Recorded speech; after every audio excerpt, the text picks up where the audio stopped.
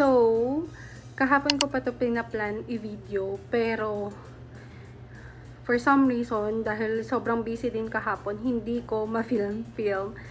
Kaya parang iba na kasing iba yung excitement ko yesterday than today kasi yesterday ko to kinuha. Pero yan, hindi pa naman tayo, it's not too late, charis. But, here is my DJI Osmo Pocket 3. So, sa mga magtatanong, nakuha ko po to sa SM City Tarlac. And, meron na kasing install yung DJI doon. Although, pre-order po yung mga ganito. So, pwede kayong magpa-pre-order sa kanila. Tapos, din next week, dadating din siya. Yarn. So, open na natin at ipapakita ko siya sa inyo. Actually, na-open na siya kasi tinest siya kahapon doon sa store. Actually, nakita ko na din to. Nakapag-take naman na ako ng video kasi trinatry ko siya kahapon. And, ganyan siya mga sis. Kukunin nyo siya. Actually, meron din balot to pero hindi ko na alam kung saan ko nalagay. May casing siya. Ayan, this is how it looks like. Ganyan siya. Tapos, pag kukunin mo siya dito sa baba, teka, very delicate. Ayan, DJI. Then, once na gusto mo siyang i-open, i-slide mo lang tong screen and automatic na siyang mag-o-open and tatapat sa iyo yung camera like that. And then, may mga options siya mga sis, kung gusto mo naman iharap sa iyo yung camera niya, ipipindutin ka lang na rotate. Parang front cam. So, nag-rotate na siya. Tapos, ang kagandahan dito, wait lang. Rotate ko ulit. Pwede siyang, ayan, may options ka. Ay, sorry. May options ka, like, pwedeng mag-video, low light, slow-mo, time-lapse, photo, and panorama. So, ganun siya ka, mga sis. And pwede siyang landscape. Pwede ka ding mag-portrait. Ayan. Then, mga sis, if gusto nyo na siyang i-close, slide down mo lang ulit itong screen, tas automatic magka-close na siya in 2 seconds. Pero kung ayaw mo siya mag-close and mag-portrait lang siya, ang gagawin mo lang is, i-continue mo lang yung lalabas sa screen mo. Tapos, pakita ko na rin yung mga kasama niya, mga sis. Ilalagay ko lang siya sa case. Make sure na lagi kayong, paglalabas kayo, lagi nyo dala yung case. Kasi, alam nyo naman kung gaano ka-delicate itong. So, yung kasama ng binili ko mga sis, is meron akong extender. If ever nabibili ako ng tripod, ilalagay ko lang ito. Pero, ina-eyeball ko pa yung tripod kasi namamahalad pa ako.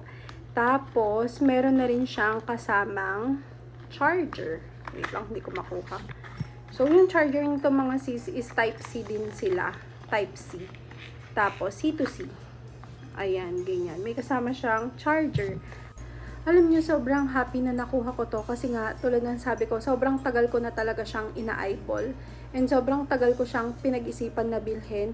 Although, mga sis, hindi ko to kinuha ng cash talaga. Kinuha ko lang to ng installment. Pero, alam niyo yun, iba pa rin yung sense of happiness na may nabibili ka na something para sa sarili mo at gustong-gusto mo. Ako lang ba guys, na every time na bibili ako ng something para sa loved ones ko, like hindi ko siya pinag-iisipan ng matagal. Siguro bigyan mo akong 1 day, 2 days, maiisip ko kung bibilhin ko siya para sa'yo or hindi. Pero when it comes to myself, pag ako na yung bibilhan ko yung sarili ko, sobrang hirap na hirap akong mag-decide kung bibilhin ko siya. Hindi ko alam kung ako lang nakaka-feel nito. Pero, tulad nitong pagbili ko sa DJI, 2 months or more than 2 months. Kasi, actually, nung nasa ibang bansa pa kami, sinabi ko na gusto ko talaga yung kamerang yan. And, that was 4 months ago.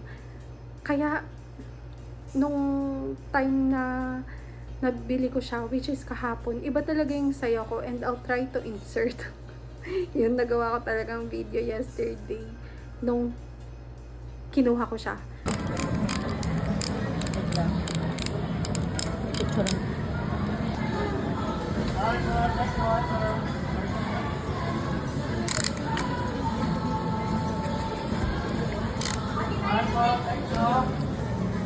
Dito lang po ang i-click kung ano po yung gusto nyo. Ano, slow-mo, time-lapse, picture. Ayan po. Di po tayo makakapag-take dahil wala po siyang SD card. Ang gamitin po natin SD card yung parang pang-drone din namin dahil parehas po sila ng camera. Ano lang gawin? Pangalan po. Pirma lang po. Pangalan. Pangalan. Para sa eco ba? Anong date mo? 21.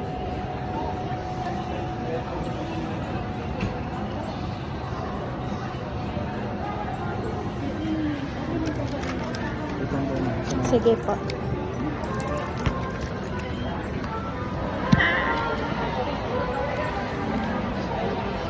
Tama, sa kabila. Sige. Iba pa rin talaga yung sense of fulfillment kapag, yun nga, nabibili mo yung bagay na gusto mo sa paraan na pinaghihirapan mo siya. And ang sigurong talagang udyok na sa akin para bilhin siya is yung nung na-reach ko yung 1,000k subscriber or 1,000 subscriber, ang redundant ng 1,000k 1,000 subscriber sa YouTube. And sabi ko, siguro isa sa hindi lang naman basta siya reward para sa sarili ko, it's time also na dahil lumalaki na ang YouTube community ko, why not magbigay din ako ng magandang quality ng content.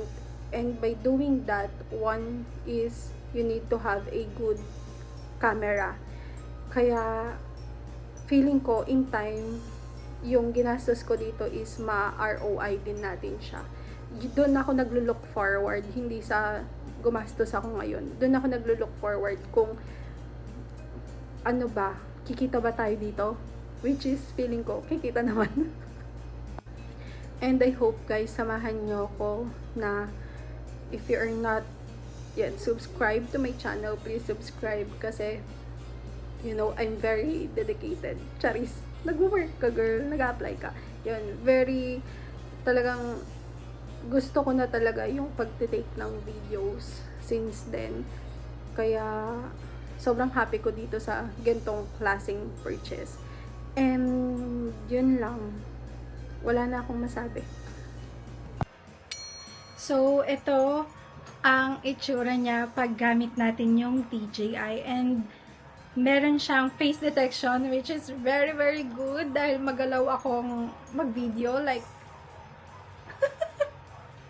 yes. And I hope nakikita tayo ng tama at maayos. So guys, itong papakita ko is a screen record ng DJI Mimo na application sa phone ko. So if ever na may DJI Osmo Pocket din kayo, pwede nyong i-download itong application na ito para i-connect. So, dito, pwede ka na mag-take ng videos, photos, and makikita mo rin yung mga nakuha mong pictures and videos doon sa DJI. And madali mo na lang din siyang ma-download sa iyong mobile devices. So, yan. As you can see, nagvi-video ako dito using yung DJI and naka-screen record lang siya. Sobrang laking tulong na may applications yung DJI kasi ang dali ko lang ma-export yung photos and videos na tinake ko doon sa may Osmo Pocket.